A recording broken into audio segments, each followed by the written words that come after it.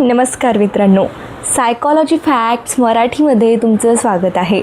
डोळे मिटली की एकच चेहरा दिसतो. कामात असतानाही तीच व्यक्ती आठवते आणि नकळत मन पुन्हा तिच्याकडे जातं. पण असं का होतं? हा फक्त योगायोग आहे की त्यामागे मानसशास्त्रज्ञाचं एखादं रहस्य दडलं आहे? चला आजच्या व्हिडिओमध्ये जाणून घेऊया. मानवी मन, मेंदू आणि भावना यांचे नाते जगातील सर्वात रहस्यमय कोड्यांपैकी एक आहे.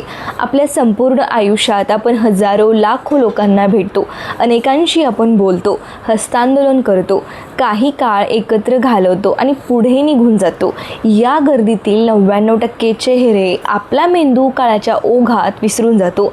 परंतु अचानक अशी एक व्यक्ती आपल्या आयुष्यात येते किंवा येऊन गेलेली असते, जी आपल्या संपूर्ण विचार प्रक्रियेवर ताबा मिळवते. ती व्यक्ती आपल्यासोबत असो वा नसो, तिच्याशी आपले संबंध चांगले असोत वा वाईट, पण ती आपल्या मनात सतत रेंगाळत राहते. रात्री झोपताना, सकाळी उठल्यावर, एखादे काम करताना किंवा गर्दीत असतानाही अचानक त्या एकाच व्यक्तीचा विचार मनात डोकावतो.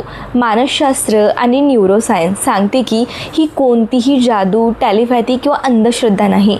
जेव्हा एखादी व्यक्ती तुमच्या मनात 24 तास घर करून राहते, तेव्हा त्यामागे तुमच्या मेंदूची एक अत्यंत गुंतागुंतीची रासायनिक आणि भावनिक प्रक्रिया सुरू असते.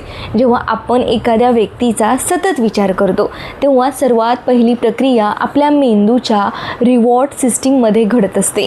मानवी मेंदू हा रसायनांवर चालणारा एक जैविक संगणक आहे.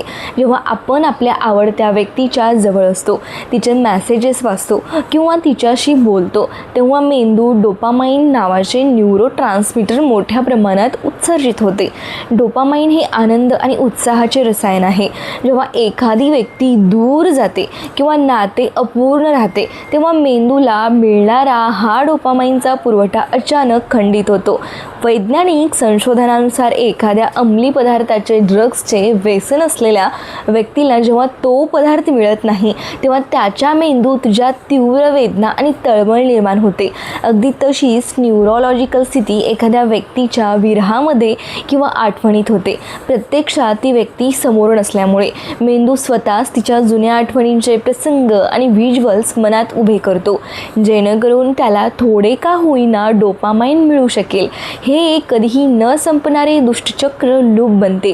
या प्रक्रियेत दुसरे महत्त्वाचे रसायन म्हणजे ऑक्सिटोसिन, ज्याला लव्ह हार्मोन किंवा बॉन्डिंग हार्मोन म्हटले जाते. जेव्हा तुम्ही एखाद्या व्यक्तीशी शारीरिक किंवा अत्यंत तीव्र भावनिक पातळीवर जोडले जाता, तेव्हा ऑक्सिटोसिनमुळे त्या व्यक्तीची प्रतिमा मेंदूच्या हायपोकॅम्पस मेमरी सेंटरमध्ये कायमची कोरली जाते. म्हणूनच इच्छा असूनही त्या व्यक्तीला विसरणे मानवी मेंदूला सहजासहजी जमत नाही. 1920च्या दशकात रशियन मानसशास्त्रज्ञ ब्लूमा झायगार्निक यांनी मानवी स्वभावाचा एक अद्भुत नियम शोधून काढला, ज्याला आज मानसशास्त्रात झायगार्निक इफेक्ट म्हणून ओळखले जाते. या सिद्धांतानुसार आपला मेंदू पूर्ण झालेल्या कामांपेक्षा अपूर्ण राहिलेली कामे किंवा अर्धवट राहिलेल्या गोष्टी 90% जास्त काळ लक्षात ठेवतो. जोपर्यंत एखादी गोष्ट पूर्ण होत नाही, तोपर्यंत मेंदू त्या गोष्टीची फाईल बंद करत नाही. हा नियम जेव्हा मानवी नात्यांना लागू होतो, तेव्हा त्याचे परिणाम अत्यंत तीव्र असतात. जर एखाद्या व्यक्तीसोबत तुमचे नाते अचानक संपले असेल, काही वाद झाले असतील किंवा आम्ही एकत्र का येऊ शकलो नाही याचे स्पष्ट उत्तर मिळाले नसेल, तर तुमचा मेंदू त्या नात्याला एक अपूर्ण टास्क मानतो. मेंदू रात्रंदिवस याच विचारात राहतो की जर मी त्यावेळी असे बोललो असतो तर जर त्याने मला समजून घेतले असते तर. हा शेवट न मिळाल्यामुळे मेंदू ती फाईल वारंवार तुमच्या कॉन्शियस माइंड म्हणजे जागृत मनासमोर आणत राहतो, ज्यामुळे त्या व्यक्तीची आठवण सतत येत राहते. बऱ्याचदा आपल्याला असे वाटते की आपण स्वतःहून त्या व्यक्तीचा विचार करत आहोत, परंतु प्रत्यक्षात आपले वातावरण आपल्याला तसे करण्यास भाग पाडत असते. याला मानसशास्त्रात इमोशन अँकरिंग किंवा क्लासिकल कंडिशनिंग म्हणतात. आपला मेंदू अत्यंत तीव्र भावनिक क्षणांमध्ये आजूबाजूच्या गोष्टींची नोंद ठेवत असतो. सुगंध, जर त्या व्यक्तीने वापरलेला परफ्यूम किंवा तसाच एखादा सुगंध तुमच्या हवेत आला, तर मेंदू सेकंदाच्या काही भागात जुनी मेमरी जागी करतो.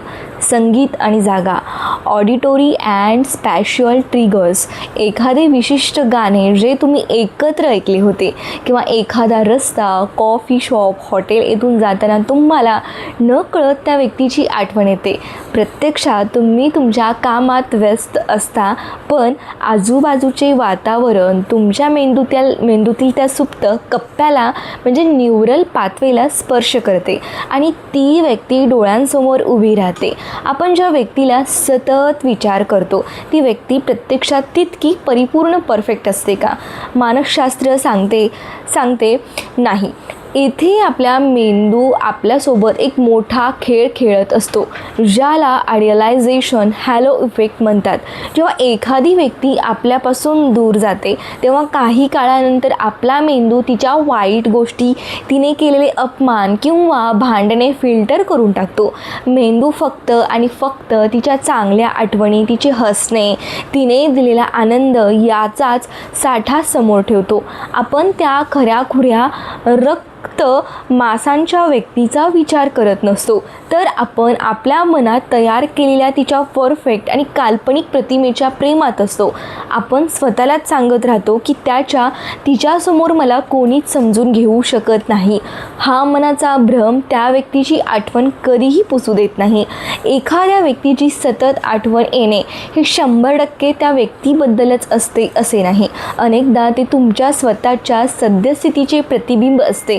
याला मानसशास्त्रात इमोशनल व्हॅक्यूम म्हणतात. जर तुमच्या सद्य आयुष्यात काही मोठे ध्येय नसेल, लॅक ऑफ पर्पज असेल किंवा तुम्ही सध्या एकटे असाल म्हणजे लोनली असाल, तुमच्या आयुष्यात नीरसता किंवा कंटाळवाणीपणा आला असेल, तर अशा वेळी मानवी मन स्वतःचे रक्षण करण्यासाठी भूतकाळाचा आश्रय घेते. मेंदूला सध्याच्या रिकामेपणापेक्षा भूतकाळातील तो भावनिकदृष्ट्या समृद्ध काळ जास्त सुरक्षित वाटतो. त्यामुळे तुम्हाला त्या व्यक्तीची आठवण येत नाही, तर त्या व्यक्तीसोबत असताना तुम्हाला जे सुरक्षित आणि आनंदी वाटत होते त्या भावनेची आठवण असते. आपले अजाणते मन म्हणजे सबकॉन्शियस माइंड हे आपल्या जागृत मनापेक्षा कितीतरी पटीने शक्तिशाली आहे. आपल्या अनेक इच्छा ज्या आपण समाजात किंवा स्वतःजवळ मान्य करू शकत नाही, त्या सबकॉन्शियस माइंडमध्ये दडपल्या जातात. जेव्हा आपण जागे असतो तेव्हा आपण बुद्धीने स्वतःला आवर घालतो की आता त्या व्यक्तीचा विचार करायचा नाही, पण जेव्हा आपण झोपतो तेव्हा जागृत मन सुस्तावते आणि सबकॉन्शियस माइंड सक्रिय होते. त्यामुळे ती व्यक्ती वारंवार स्वप्नात येते. स्वप्नात तिचे येणे हे दर्शवते की तुमच्या मनाच्या तळाशी अजूनही त्या व्यक्तीबद्दल तीव्र भावना किंवा अनुत्तरित प्रश्न शिल्लक आहेत. जर ही सततची आठवण तुमच्या वर्तमान काळावर, करिअरवर आणि मानसिक आरोग्यावर विपरीत परिणाम करत असेल, तर मानसशास्त्रज्ञांनी सुचवलेले खालील वैज्ञानिक उपाय अत्यंत प्रभावी ठरतात. जेव्हा त्या व्यक्तीचा विचार मनात येईल तेव्हा स्वतःला मोठ्याने किंवा मनात थांब म्हणा. मेंदूला जाणीवपूर्वक दुसऱ्या एखाद्या शारीरिक कामात, उदाहरणार्थ पाणी पिणे, चालणे किंवा 10 ते 1 उलटी गिनती करणे याच्यामध्ये व्यस्त करून टाका. यामुळे मेंदूचे जुने न्यूरल पाथवे हळूहळू कमकुवत होतात. मनात येणारे सगळे विचार, राग, प्रेम, तक्रार आणि एका कागदावर सलग लिहून काढा. मनामध्ये कोणतीही गोष्ट दडपून ठेवू नका. लिहून झाल्यावर तो कागद फाडून टाका किंवा जाळून टाका. ही कृती तुमच्या सबकॉन्शियस माइंडला संदेश देते की हे काम आता पूर्ण कंप्लीट झाले आहे, ज्यामुळे झायगार्निक इफेक्ट संपतो. मानवी मेंदू आयुष्यभर बदलू शकतो. न्यूरोप्लास्टिसिटी, जुन्या आठवणी पुसण्याचा सर्वोत्तम मार्ग म्हणजे नवीन आठवणी तयार करणे, नवीन छंद जोपासणे, नवीन भाषा शिका, नवीन मित्रांना भेटा. जेव्हा मेंदूला नवीन डेटा मिळतो तेव्हा जुन्या डेटाची तीव्रता निसर्गतःच कमी होत जाते. शेवटी एखाद्या व्यक्तीची सतत आठवण येणे हे माणसाच्या संवेदनशील मनाचे लक्षण आहे. आपण रोबोट नाही, तर भावना असलेले मानव आहोत. सायकॉलॉजी सांगते की या आठवणींशी युद्ध करू नका. त्या व्यक्तीने तुमच्या आयुष्यात जो काळ घालवला त्याबद्दल कृतज्ञता बाळगा किंवा तो एक अनुभव म्हणून स्वीकारा आणि वर्तमान काळात जगायला शिका. भूतकाळ हा शिकण्यासाठी असतो, तिथे राहण्यासाठी नाही. तुमच्या मनावर ताबा मिळवून ध्येयावर लक्ष केंद्रित करणे हाच आनंदी राहण्याचा एकमेव मानसशास्त्रीय मार्ग आहे. मित्रांनो, कधी तुमच्यासोबत असं झालं आहे का? तुम्ही खूप महत्त्वाचं काम करत आहात, मित्रांसोबत हसत खेळत आहात किंवा रात्री गाढ झोपण्याचा प्रयत्न करत आहात आणि अचानक एका विशिष्ट व्यक्तीचा विचार तुमच्या डोक्यात येतो. तुम्ही तो विचार झटकण्याचा प्रयत्न करता, पण तो विचार साखळीसारखा वाढतच जातो. मानसशास्त्र आणि न्यूरोसायन्स सांगतं की ही कोणतीही जादू किंवा टेलिपॅथी नाही. जेव्हा एखादी व्यक्ती तुमच्या मनात 24 तास घर करून राहते, तेव्हा त्यामागे तुमच्या मेंदूची एक अत्यंत गुंतागुंतीची रासायनिक प्रक्रिया सुरू असते. आपल्याला वाटतं की भावना या हृदयातून निर्माण होतात, पण विज्ञानाच्या दृष्टीनं भावनांचं मुख्य केंद्र आपला मेंदू आहे. आपला मेंदू अब्जाधीश न्यूरॉन्स आणि विविध रसायनांच्या मदतीने चालतो. जेव्हा आपण एखाद्या व्यक्तीच्या जवळ येतो, तिच्याशी बोलतो किंवा तिच्या प्रेमात पडतो, तेव्हा आपला मेंदू नॉर्मल राहत नाही. तो विशिष्ट प्रकारच्या रसायनांचा पूर आपल्या शरीरात आणतो. या रसायनांमुळेच त्या व्यक्तीची प्रतिमा आपल्या मनात इतकी घट्ट होते की नंतर पुसणे कठीण होऊन बसते. या संपूर्ण प्रक्रियेत सर्वात मोठा खलनायक आणि नायक ठरतो तो म्हणजे डोपामाइन. डोपामाइन हे आपल्या मेंदूतील रिवॉर्ड केमिकल आहे. सोप्या भाषेत सांगायचं तर जेव्हा आपण एखादी आवडती गोष्ट करतो, तेव्हा मेंदू आपल्याला बक्षीस म्हणून हे रसायन देतो, ज्यामुळे आपल्याला अत्यंत आनंद आणि उत्साह जाणवतो. नात्याच्या सुरुवातीचा काळ, जेव्हा तुम्ही त्या व्यक्तीसोबत असता, तिचे मेसेजेस वाचता किंवा फक्त तिच्या आवाजाचा विचार करता, तेव्हा तुमचा मेंदू मोठ्या प्रमाणात डोपामाइन रिलीज करत असतो. मेंदूला या आनंदाची सवय होते. दुरावाल्यावर काय होते?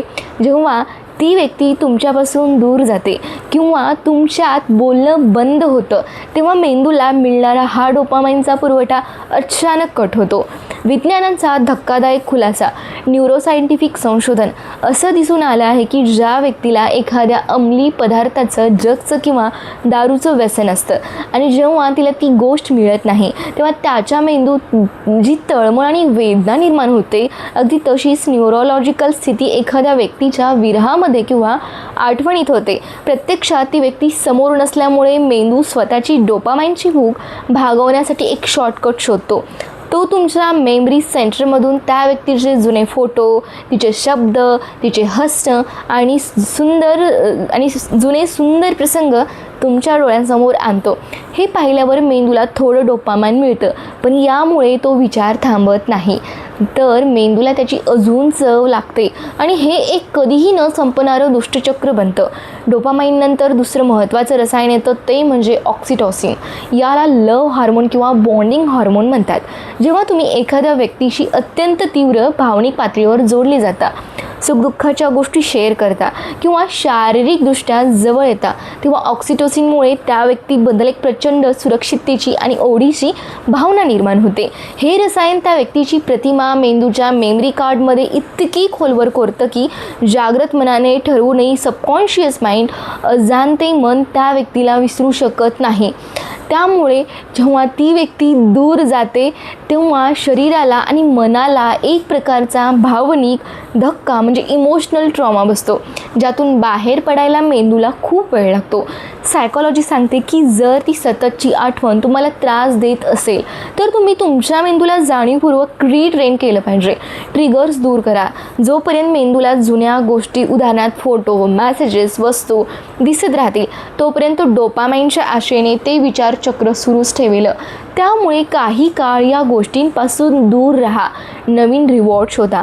मेंदूला डोपामाइनची गरज आहे. ती गरज दुसऱ्या चांगल्या गोष्टींमधून पूर्ण करा, जसे की नवीन छंद, व्यायाम, नवीन जागांना भेटी देणे किंवा करिअरवर लक्ष केंद्रित करणे. जेव्हा मेंदूला नवीन गोष्टीतून आनंद मिळू लागतो, तेव्हा जुन्या व्यक्तीची ओढ हळूहळू कमी होईल. तुम्ही कधी विचार केलाय का की ज्या व्यक्तीसोबत तुमचं नातं अर्धवट तुटलं, जिच्याशी काहीतरी बोलायचं बाकी राहून गेलं, नेमकी तीच व्यक्ती डोक्यात सारखी का येते? ज्या नात्यांच्या सुखांत किंवा स्पष्ट शेवट झाला, ती नाती मेंदू सहज विसरतो, पण जे नातं अर्धवट राहिलं ते आयुष्यभर का छळतं? यामागचं शास्त्रीय कारण आहे झायगार्निक इफेक्ट. चला, हे नेमकं काय आहे ते सविस्तर समजून घेऊया. 1920च्या दशकात रशियन मानसशास्त्रज्ञ ब्लूमा झायगार्निक त्यांच्या सहकाऱ्यांसोबत व्हिएन्नामधील एका गजबजलेल्या हॉटेलमध्ये जेवायला गेल्या होत्या. तिथे त्यांनी एक अतिशय रंजक गोष्ट नोटीस केली. हॉटेलमधील वेटर लोकांना त्यांनी मागवलेली ऑर्डर, त्यांचे चेहरे आणि टेबल नंबर तोपर्यंत अचूक लक्षात ठेवत होते जोपर्यंत त्या टेबलचे बिल भरले जात नव्हते. एकदा का बिल भरले आणि ऑर्डर पूर्ण झाली की वेटर ती ऑर्डर आणि ग्राहक पूर्णपणे विसरून जायचे. जर त्यांना 2 मिनिटांनी विचारलं की मागच्या टेबलवर काय ऑर्डर होती तर त्यांना ते आठवत नव्हतं. यावरून ब्लूमा झायगार्निक यांनी मानव मनाचा एक अद्भुत नियम शोधून काढला. मानवी मेंदू पूर्ण झालेल्या गोष्टींपेक्षा अपूर्ण राहिलेल्या गोष्टी म्हणजे अर्धवट राहिलेले प्रसंग 90% जास्त काळ आणि जास्त तीव्रतेने लक्षात ठेवतो. हा झायगार्निक इफेक्ट जेव्हा आपल्या आयुष्यातील नातेसंबंधांना लागू पडतो, जेव्हा एखादे नातं व्यवस्थित चालून एकमेकांच्या संमतीने स्पष्टपणे कारण माहीत होऊन संपतं, तेव्हा आपल्या मेंदूला क्लोजर मिळतो. मेंदू समजून घेतो की हे काम आता पूर्ण झाले आहे आणि तो ती फाईल बंद करून मेमरीच्या कपाटात ठेवून देतो. पण जेव्हा एखादी व्यक्ती तुम्हाला कोणतंही कारण न देता अचानक सोडून जाते, काहीतरी बोलायचं बाकी असतानाच अचानक वाद होतो आणि बोलणं कायमचं बंद होतं. आपण एकत्र का येऊ शकलो नाही या प्रश्नाचं स्पष्ट उत्तर तुम्हाला मिळत नाही, तेव्हा तुमचा मेंदू त्या नात्याला एक इनकम्प्लीट टास्क म्हणजे अपूर्ण काम मानतो. आपला मेंदू हा अशा संगणकासारखा आहे ज्याला कोणतीही फाईल उघडी ठेवलेली आवडत नाही. जोपर्यंत त्याला उत्तर मिळत नाही तोपर्यंत मेंदूची ती विंडो बॅकग्राऊंड सुरूच राहते. क्लोजर न मिळाल्यामुळे मेंदू रात्रंदिवस एकाच विचारांची लूप तयार करतो. तुम्ही काम करत असतानाही सबकॉन्शियस माइंडमध्ये अजाणते मन विचार सुरू असतात. जर मी त्या दिवशी तसं बोललो नसतं तर, जर त्याने मला एका रात्रीत का सोडलं याचं उत्तर मिळालं असतं तर आपलं नातं अजूनही टिकू शकलं असतं का? चित्रपट अर्धवट सुटल्यावर जशी अस्वस्थता होते तशीच अस्वस्थता मेंदूमध्ये निर्माण होते. हा मेंदूचा निसर्गदत्त स्वभाव आहे. तो अपूर्ण माहिती पूर्ण करण्याचा प्रयत्न करतोय. म्हणूनच ती व्यक्ती वाईट असली तरीही मेंदू तिची आठवण वारंवार तुमच्या डोळ्यांसमोर आणत राहतो, कारण त्याला त्या नात्याचा शेवट हवा असतो. जर एखादी व्यक्ती केवळ या अपूर्णतेच्या भावनेमुळे तुम्हाला सतत आठवत असेल तर मानसशास्त्रज्ञ यावर 2 महत्त्वाचे उपाय सुचवतात. स्वतःला क्लोजर द्या. समोरच्या व्यक्तीकडून उत्तराची अपेक्षा करणे बंद करा. स्वतःच्या मनाला बजावून सांगा की त्याने कारण न देणे हेच त्याचे अंतिम उत्तर होते. जेव्हा तुम्ही ही वस्तुस्थिती स्वीकारता तेव्हा ते हळूहळू ती फाईल बंद करू लागतात. ब्रेन डंप करा. तुमच्या मनात त्या व्यक्तीबद्दल जे काही प्रश्न, राग, प्रेम किंवा अपूर्ण राहिलेले शब्द आहेत ते सगळे एका कागदावर लिहून काढा. मनामध्ये काहीही साठवून ठेवू नका. लिहून झाल्यावर तो कागद फाडून किंवा जाळून टाका. मानसशास्त्रानुसार ही शारीरिक कृती तुमच्या सबकॉन्शियस माइंडला संदेश देते की हे प्रकरण आता संपले आहे. कधी असं झाले का की तुम्ही अगदी आनंदात आहात, जुन्या गोष्टींचा दूरवर काहीच संबंध नाही आणि अचानक रेडिओवर एखादं गाणं लागतं किंवा हवेत एखाद्या विशिष्ट परफ्यूमचा सुगंध दरवळतो किंवा तुम्ही एखाद्या जुन्या कॉफी शॉपवरून जाता आणि सेकंदाच्या काही भागात त्या व्यक्तीची आठवण थेट तुमच्या समोर उभी राहते. तुम्हाला असं वाटतं की हे केवळ एक कोइन्सिडन्स, योगायोग आहे, पण मानसशास्त्रात याला एक अतिशय शक्तिशाली नाव आहे, इमोशनल अँकरिंग. चला यामागचं विज्ञान सोप्या भाषेत समजून घेऊया.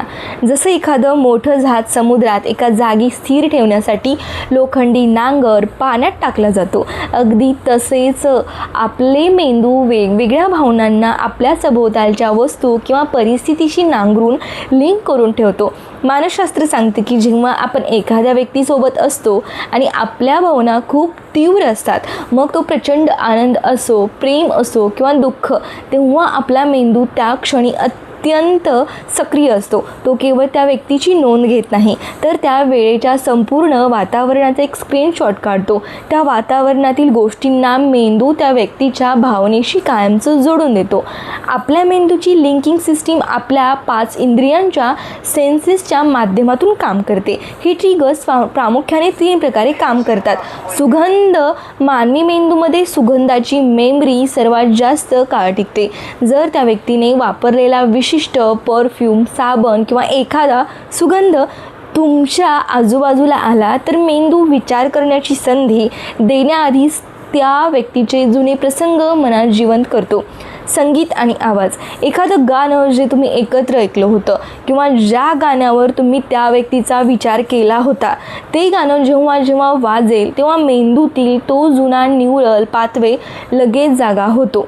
जागा आणि हवामान. एखादा रस्ता, कॉलेजचा कट्टा, पावसाची पहिली सर किंवा हिवाळ्यातील गुलाबी थंडी हे वातावरण पाहताच मेंदू भूतकाळातील त्या विशिष्ट व्यक्तीच्या आठवणीचा कप्पा उघडतो. प्रत्यक्षात तुम्ही तुमच्या कामात व्यस्त असता, तुम्ही जाणीवपूर्वक तिचा किंवा त्याचा विचार करत नसता, पण हे बाह्य ट्रिगर्स तुमच्या मेंदूवर रिमोट कंट्रोलसारखा ताबा मिळवतात. मानसशास्त्रात याला क्लासिकल कंडिशनिंग सुद्धा म्हणतात. जर एकाच गोष्टीची वारंवार पुनरावृत्ती झाली तर मेंदूला त्याची सवय होते. जर तुम्ही त्या व्यक्तीसोबत असताना वारंवार एकच गाणं ऐकलं असेल किंवा दर रविवारी एकाच जागी भेटला असाल तर मेंदूसाठी ती जागा, ती व्यक्ती असं समीकरण तयार होतं. त्यामुळे ती व्यक्ती आयुष्यातून निघून गेली तरी मेंदूच्या सिस्टीममधील ते समीकरण सहजासहजी पुसलं जात नाही. जर हे ट्रिगर्स तुम्हाला वारंवार भूतकाळात घेऊन जात असतील आणि त्रास देत असतील तर मानसशास्त्रज्ञ कंडिशनिंगचा सल्ला देतात. नवीन आठवणींनी जुन्या आठवणींना रिप्लेस करा. ज्या गाण्यामुळे किंवा जागेमुळे तुम्हाला त्रास होतो तिथे तुमच्या नवीन मित्रांसोबत जा किंवा ते गाणं ऐकताना नवीन आणि आनंदी गोष्टी करा. मेंदू हळूहळू त्या जागेला किंवा गाण्याला नवीन अनुभवांशी लिंक करेल आणि जुनी तीव्रता कमी होईल. जाणीवपूर्वक लक्ष बदलणे. Mindful redirection. जेव्हा एखादा ट्रिगर अचानक समोर येईल, उदाहरणार्थ एखादा सुगंध किंवा गाणं, तेव्हा मनाला सांगा हा फक्त एक सुगंध आहे, ती व्यक्ती नाही, आणि लगेच स्वतःला एखाद्या शारीरिक कामात व्यस्त करा. तुम्ही कधी विचार केलाय का की ज्या व्यक्तीची तुम्हाला सतत आठवण येते ती व्यक्ती खरोखरच इतकी परफेक्ट किंवा देवासारखी चांगली होती का? जर ती व्यक्ती इतकी चांगली होती तर मग तुमचं नातं का तुटलं? मानसशास्त्र सांगतं की जेव्हा एखादी व्यक्ती आपल्यापासून दूर जाते तेव्हा आपला मेंदू आपल्याला एक खोटा चष्मा घालतो. या चष्म्यातून आपल्याला त्या व्यक्तीचे फक्त गुणच दिसतात, दोष नाही. मानसशास्त्रात याला द हॅलो इफेक्ट आणि आयडियलायझेशन म्हणतात. चला मेंदूचा हा अद्भुत खेळ समजून घेऊया. हॅलो म्हणजे देवाच्या मूर्तीच्या किंवा फोटोंच्या मागे जे प्रकाशाचे वर्तुळ तेजवलय दाखवले जाते त्याला हॅलो म्हणतात. मानसशास्त्रानुसार जेव्हा आपण एखाद्या व्यक्तीला खूप जास्त पसंत करतो किंवा तिच्या आठवणीत असतो तेव्हा आपला मेंदू तिच्याभोवती एक काल्पनिक तेजवलय तयार करतो.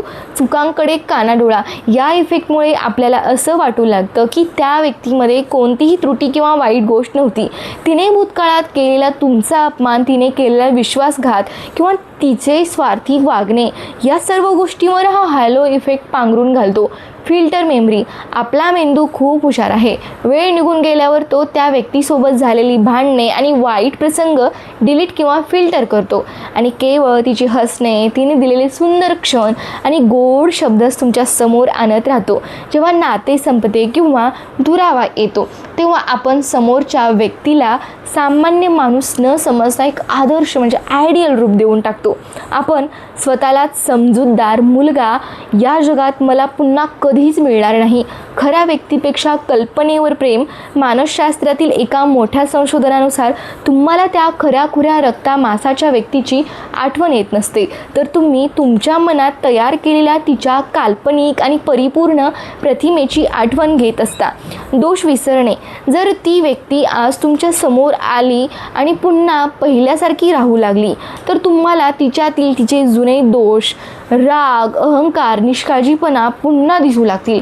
ज्यामुळे तुमचं नातं तुटलं होतं पण सध्या ती दूर असल्यामुळे मेंदू तिच्या दोषांना लपून फक्त गुणांचे उदात्तीकरण करतो. आपला मेंदू आपल्याला या भ्रमात का ठेवतो, यामागे एक सायकोलॉजिकल डिफेन्स मेकॅनिझम आहे. मेंदूला दुःखापेक्षा सुखद गोष्टींमध्ये राहायला आवडते. भूतकाळातील वेदनादायक प्रसंग आठवून मेंदूला त्रास होतो, म्हणून तो स्वतःला शांत ठेवण्यासाठी केवळ चांगल्या आठवणींची सिनेमॅटिक रील्स तुमच्या मनात प्ले करत राहतो. पण त्यामुळे तुम्ही त्या व्यक्तीच्या पाशातून कधीच बाहेर पडू शकत नाही. जर हा हॅलो इफेक्टमुळे तुम्ही एखाद्या व्यक्तीला विसरू शकत नसाल तर मानसशास्त्रज्ञ रियालिटी चेकचा सल्ला देतात.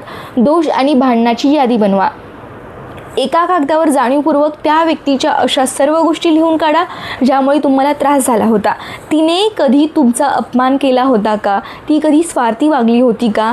हे लिहिण्याने मेंदूचा तो काल्पनिक चष्मा उतरतो आणि त्याला वास्तव समजते.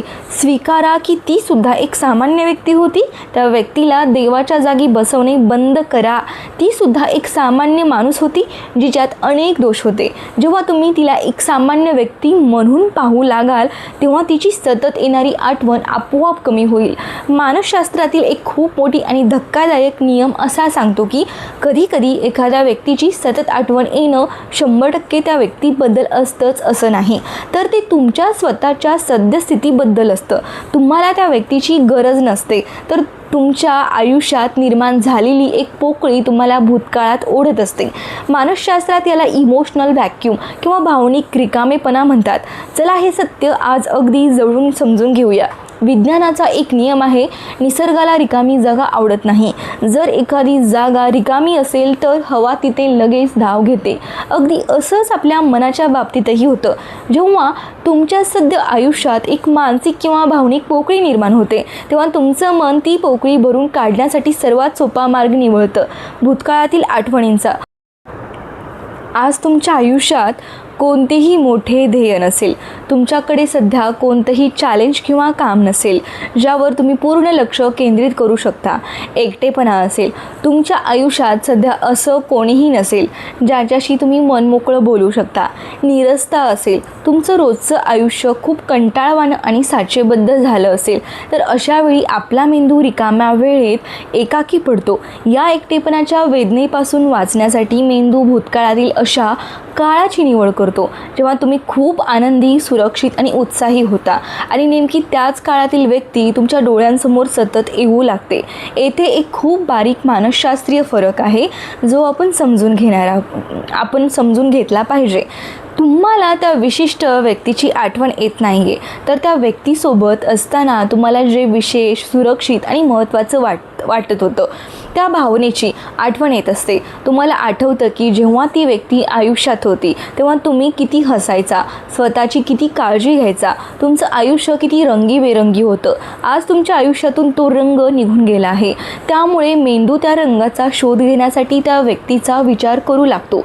म्हणजेच हा विचार त्या व्यक्तीवर असलेल्या प्रेमापेक्षा तुमच्या आजच्या एकटेपणाचं प्रतिबिंब जास्त असतो. बऱ्याचदा लोक म्हणतात, मी दिवसा तर त्याचा विचार करत नाही, तरीही रात्री स्वप्नात तीच व्यक्ती का येते. आपलं अजाणते मन म्हणजे सबकॉन्शियस माइंड खूप शक्तिशाली असतं. जेव्हा आपण जागे असतो तेव्हा आपण बुद्धीने स्वतःला आवर घालतो, कामात व्यस्त ठेवतो. पण जेव्हा आपण झोपतो तेव्हा आपले डिफेन्स मेकॅनिझम शांत होतात. तुमच्या मनाच्या तळाशी असलेली भावनिक भूक किंवा अपूर्ण राहिलेली इच्छा स्वप्नांच्या माध्यमातून बाहेर पडते. स्वप्नात ती व्यक्ती येणे हेच दर्शवते की तुम्ही अजूनही वर्तमान काळात पूर्णपणे जगायला शिकलेला नाही आहात. जर हा इमोशनल व्हॅक्यूम तुम्हाला भूतकाळात अडकवून ठेवत असेल तर मानसशास्त्रज्ञ स्वयं समृद्धीचा मार्ग सुचवतात. आयुष्याला एक ध्येय द्या, फाइंड अ पर्पज. स्वतःला एका मोठ्या ध्येयामध्ये झोकून द्या. मग ते तुमचं करिअर असो, फिटनेस असो किंवा एखादा नवीन छंद.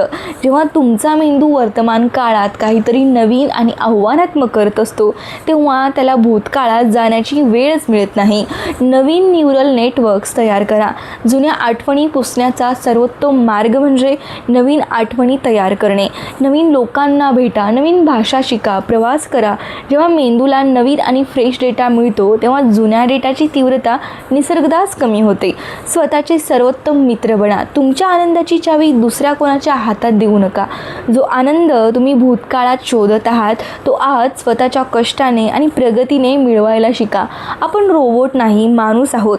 भावना असणं, आठवण येणं अगदी साहजिक आहे, पण भूतकाळ हा शिकण्यासाठी असतो, तिथे राहण्यासाठी नाही.